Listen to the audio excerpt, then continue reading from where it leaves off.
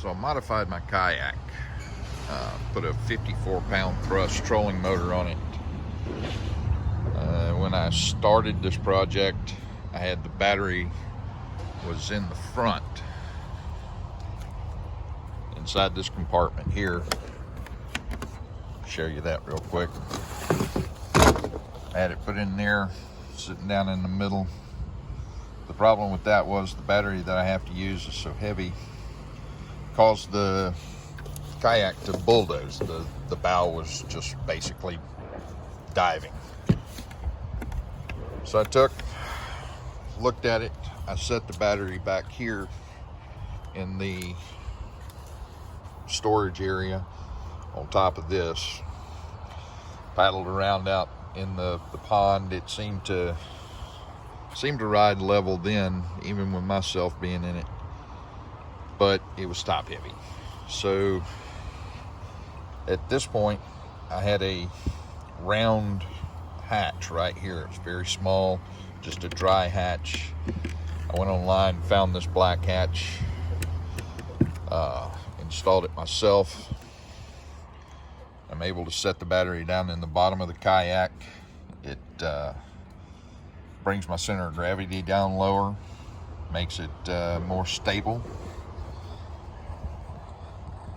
I added you can see right here, a 50 amp breaker fuse, and just behind that on the watertight box is a 50 amp solenoid, so to speak. That solenoid back there is for my emergency cutoff. Inside the watertight box is a pulse wave modulator control. I ran that control up here to the front through the kayak with a 8-pin aircraft connector. If you've never soldered one of those or wired one of those up, I can tell you right now it's a pain. You got to tin everything first before you solder it together.